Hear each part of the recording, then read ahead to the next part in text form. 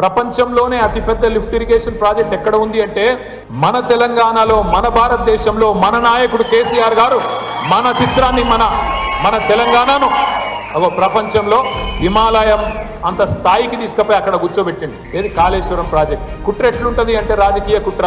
కాళేశ్వరం కట్టిండు కేసీఆర్. కాంగ్రెస్ వాళ్ళు కట్టినట్టు ఒకటే ప్రాజెక్టును 40 ఏళ్ళు కట్టలేదు. లేదా ఇతరులు మాటలు చెప్పి జిల్లాలను దత్తత తీసుకుంటామని చెప్పి ఆ జిల్లాలు ముంచిన విధంగా ముంచే కార్యక్రమాలు చేయలేదు. ఒక తపస్సులాగా కాలంతో పోటీ పడుతూ 4 ఏళ్లలో కాళేశ్వరం పూర్తి చేసింది కేసీఆర్ గారు. మరి కాళేశ్వరం పూర్తి అయ్యింది.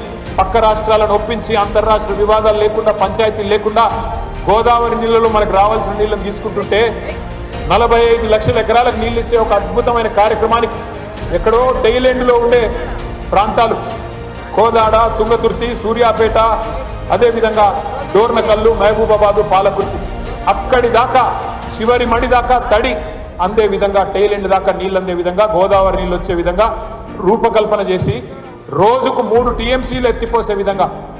మీకు ఒక్క నిమిషం ఐడియా ఉండడం చెప్తా ఉన్నా. తెలంగాణ భౌగోళికంగా ఎట్లుంటుందంటే మన రాష్ట్రం ఇట్లుంటుంది, గుడిసెలాగా. ఒక గుడిసెలాగా ఇట్లా ఉంటుంది. ఒకవైపు నుంచి, ఒక వరుస నుంచి కృష్ణానది పారుతుంది, ఇంకో పక్క నుంచి గోదావరి పారుతుంది.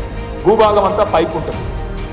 అంటే ఒకవేళ నీళ్ళు ఇవ్వాలి అంటే సాగునీరైనా తాగునీరైనా నీళ్లను ఎత్తి మనం లిఫ్ట్ చేసి పైన ఉన్న ప్రాంతానికి తీసుకొని పోవాలి.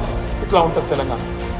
ఈరోజు కాళేశ్వరం అనే ప్రాజెక్ట్ ఏదైతే ఉన్నదో ఎక్కడి నుంచి తీసుకుంటున్నాం నీళ్లు? మనం 80 మీటర్లు సముద్ర మట్టానికి 80 మీటర్ల పైనుంచి తీసుకొని దశల వారీగా ఆ నీళ్లను ఎత్తుతూ మల్టిపుల్ పంపింగ్ స్టేషన్ల ద్వారా 618 మీటర్ల స్థాయికి కొండపోచమ్మ సాగర్ దగ్గరికి తెచ్చి అక్కడి నుంచి ఇటు హైదరాబాద్కి తాగునీరు, హైదరాబాద్ మహానగరానికి తాగునీరు, మధ్యలో ఉండే వేలాది గ్రామాలకు తాగునీరు, లక్షలాది ఎకరాలకు సాగునీరు, అదేవిధంగా రాష్ట్ర వ్యాప్తంగా పెట్టే పరిశ్రమలకు పారిశ్రామిక అవసరాల కోసం మరి వాటికి కూడా నీళ్ళందించే ఒక బృహత్తరమైన మల్టీపర్పస్ ప్రాజెక్టు, ప్రపంచంలోనే అతిపెద్దదైన ప్రాజెక్టు.